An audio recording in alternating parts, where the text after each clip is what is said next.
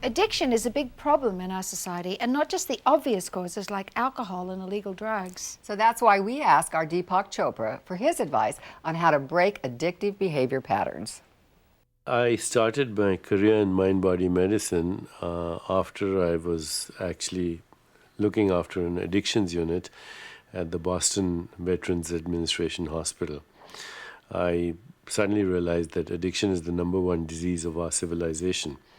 And our other diseases like cardiovascular disease, many types of cancer, infectious diseases are linked in one way or another to addictive behavior. Addiction to toxic behavior, toxic substances, toxic relationships, toxic environment, they all create toxicity in the body.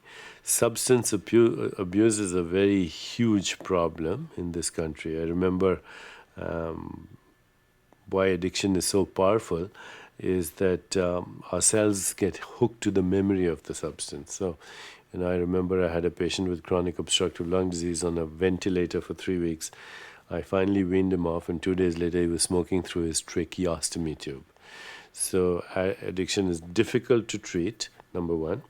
#2, addicts are very creative because they'll always find their fix no matter what you do to prevent it.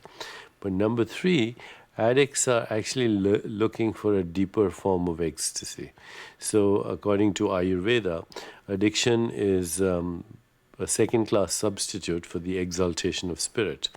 Our approach at the Chopra Center and in our books is to actually give a person a higher ecstasy and a pleasurable experience than the one that they remember having from the addictive substance. You see, long after the addictive substance becomes no longer pleasurable, the person is still hooked to the memory.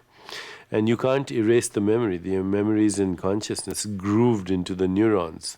So that's why addiction is so powerful. So you can't erase the memory, but what you can do is replace the memory with a higher experience of pleasure. So we employ detoxification techniques, massages, music, smells, aroma smells,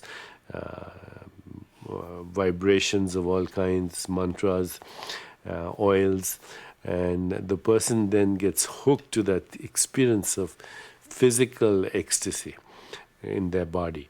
And once we can do that, then through spiritual experience, we introduce them to a higher form of ecstasy. Not just physical ecstasy, but what we call mythical ecstasy, where they're inspired to do something great and wondrous. And then we move them even higher to sacred ecstasy.